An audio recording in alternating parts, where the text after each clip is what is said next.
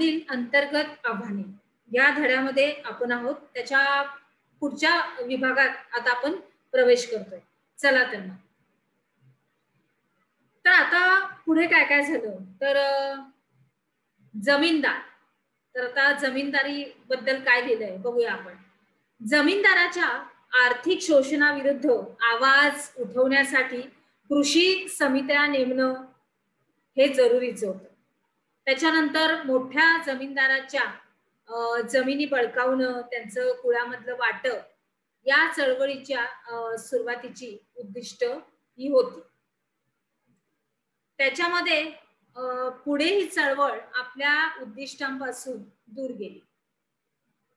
आपण जी चळवळ बघत होतो ती या उद्दिष्टांपासून काय झाली, दूर गेली. नक्षलवादी चळवळीमध्ये ह्याचा समावेश आहे.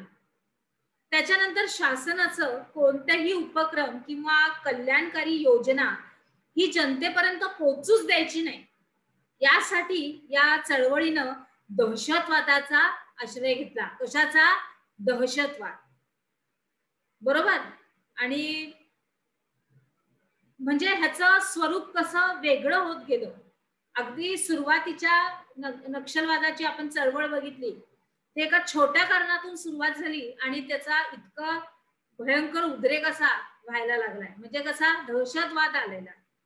आता ह्या गोष्टीमध्ये दहशतवाद ह्यांनी पाऊल टाकलेलं आहे. आता पुढे लोकशाही व्यवस्था अमान्य करून समांतर व्यवस्था निर्माण करण्याचा प्रयत्न हे नक्षलवादी करायला लागले. लोकांच्या म्हणण्याप्रमाणे नाही वागायचं, सगळ्यांना समांतर असं व्यवस्था निर्माण करायची. मग त्यातूनच काय झालं की नक्षलवाद हा देशाच्या अंतर्गत सुरक्षेच्या पुढलं एक आव्हान ठरायला लागला. हा प्रत्येक ठिकाणी प्रगतीच्या आड यायला लागला. म्हणून मग नक्षलवादी चळवळीचं सुरुवात हे केंद्र जे होतं हे कुठं होतं? पश्चिम बंगालमध्ये. आता ह्याच्यावरती मात करण्यासाठी काय उपाययोजना केल्या बघूया. आंध्र प्रदेशातील पूर्व गोदावरी विशाखापट्टणमचा काही भाग आणि तेलंगणामधील करीमनगर, आदिलाबाद मधील छत्तीसगड मधील बस्तर, राजनांदगाव, त्याच्यानंतर सुकुमा, महाराष्ट्रातील गडचिरोली, भंडारा, चंद्रपूर मधील काही भाग आणि मध्य प्रदेश मधला बालाघाट, मंडला, ओडिसा मधला कोरापुट येथेही पसरलेली आहे ही चळवळ. आणि आपला प्रभाव हा कायम राहावा म्हणून त्यांनी काय केलं तर सशस्त्र अशी पीपल्स लिबरेशन गुरिला आर्मी म्हणजे या PLGA या संघटनेची स्थापना केली. म्हणजे आता ह्याचं स्वरूप निश्चितच उग्र झालेलं आहे. त्याच्यानंतर जमाववाद, जमातवाद म्हणजे काय? त्याच्यानंतर आलं जमातवाद. तर आता जमातवाद म्हणजे काय? तर ही तर आपल्या देशापुढची अतिशय गंभीर समस्या होती. संकुचित धार्मिक अभिमानातून ही जमातवाद निर्माण होते. बरोबर. त्याच्यानंतर ब्रिटिशांनी, आता असा एक मुद्दा आहे त्याच्यामध्ये आपल्या अभ्यासक्रमात की ब्रिटिशांनी आपल्या देशामध्ये हे जमातवादाचं बीज पेरलं होतं. तर पुढे काय झालं, आपल्या देशात विविध धर्माचे लोक हे शतकापासून गुण्या गोविंदाने नांदतायत. म्हणजे विविध धर्माचे, विविध रूढी परंपरेचे असे हे सगळे नांदतायत. मग त्यांनी काय केलं तर एखाद्या समाजात भिन्न भिन्न धर्माच्या लोकांचं वास्तव्य असणं व त्यांनी आपापल्या धर्माचा योग्य तो अभिमान बाळगणं यात काहीच वावगं नाहीये. ह्याच्यासाठी आपल्याला संपूर्णपणे मुभा आणि स्वातंत्र्य दिलं गेलेलं आहे. बरोबर. आपल्याला संपूर्णपणे मुभा आणि स्वातंत्र्य आहे की आपण भिन्न भिन्न धर्माचे लोक आहोत, पण तरी पण आपलं वास्तव्य आपल्या भारत देशामध्ये अतिशय चांगल्या पद्धतीने आपल्याला सगळ्या प्रकारची सुरक्षितता दिली गेलेली आहे. आणि आपल्या धर्माचा अभिमान बाळगणं ह्याच्यामध्ये वावगं असं काहीच नाहीये. पण जेव्हा या धर्माच्या अभिमानाचा अतिरेक होतो तेव्हा त्याचं रूपांतर दुरभिमान मध्ये होतं. लक्षात आलं? लक्षात आलं मी काय सांगण्याचा प्रयत्न करते? जेव्हा आपण कुठल्या पण गोष्टीचा गर्व करून त्याच्या गर्वाचं घर तर खालीच होतं, मग तसाच हा आहे, अभिमानाचा दुराभिमान होऊन जातो. प्रत्येकाला मग आपला जो धर्म असतो तो श्रेष्ठ वाटतो आणि बाकीचे असतात ते तुच्छ वाटायला लागतात. मग ह्याच्यातूनच ही धर्मांधता येते, जमातवाद येतो. वेगवेगळं, ती जमात वेगळी, ही जमात वेगळी, मी वेगळ्या धर्माचा, ती वेगळ्या धर्माची, असं व्हायला सुरुवात होते.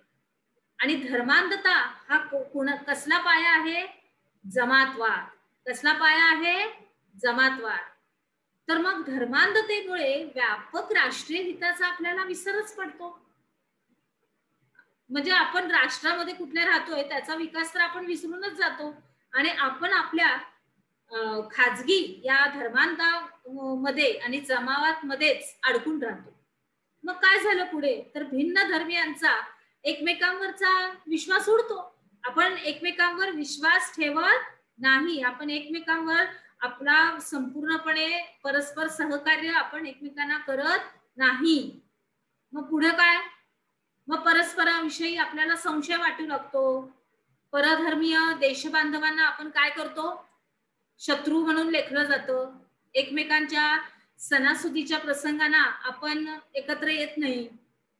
साहजिक आहे, असे सगळे प्रसंग असतात की विविध धर्माचे लोक जेव्हा येतात एकत्र, तेव्हा विविध धर्माचे जे सण असतात त्याच्यामध्ये आपण सामील होत नाही.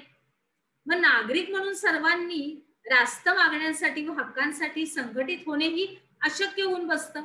कारण आपण आपल्या ह्या धर्मांधतेमध्ये आणि जमातवादीमध्येच आपण अडकून पडतो. त्याच्यामुळं राष्ट्रामध्ये आपले काय हक्क आहेत किंवा नागरिक म्हणून एक जबाबदार आपल्याला काय अधिकार दिलेले आहेत त्याचा आपल्याला विसर पडतो. आलं लक्षात इथपर्यंत? कशा रीतीने उग्र धारण हे रूप करतात. एक छोट्याशा कारणामुळे किती वेगळं सगळं काही कारण निर्माण होऊ शकतात, अशांतता पसरू शकते. मग आता पुढे धर्मांधतेमुळे भोवतालच्या घटनांकडे माणसांकडे आपली बघण्याची दृष्टी सुद्धा बदलते. काय होतं? या जमातवादामुळं आपण जे एकत्र राहत असतो, एकमेकांना सहकार्य करत असतो, ते आपली दृष्टी त्यांच्याकडे बघण्याची आपली वेगळी होऊन जाते. आपलं मन कलुषित होतं, आपल्याला नाही आवडत त्यांच्याबरोबर जायला. त्याच्यानंतर काही लोक आर्थिक आणि सामाजिक प्रश्नांचा विचार सुद्धा आपापल्या धर्माच्या चौकटीतूनच करायला लागतात.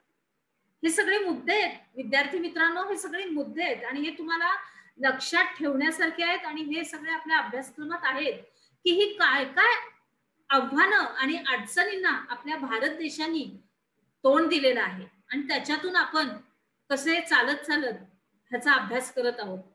आपण हा सगळा इतिहास बघतोय की कशा रीतीने हे सगळं झालेलं आहे. त्याच्यानंतर आपण विशिष्टच धर्म असल्यामुळे राजकारणात प्रभावशून्य आहोत असे सर्वच धर्मातील काही व्यक्तींना वाटते की आमच्या धर्मातल्या लोकांना तर राजकारणामध्ये घेतच नाही, त्या धर्मातल्या लोकांतल्या भरपूर घेतात, आम्हाला तर घेतच नाहीत. म्हणजे मनामध्ये एक प्रकारचा कटुपणा येतो आणि एक प्रकारचं विष कालवलं जातं असंतोषाचं. बरोबर? आता पुढे आतापर्यंतच्या आता या विभागावरची आपली ही प्रश्नोत्तर आहेत. नक्षलवादाच्या चळवळीची उद्दिष्ट कोणती होती?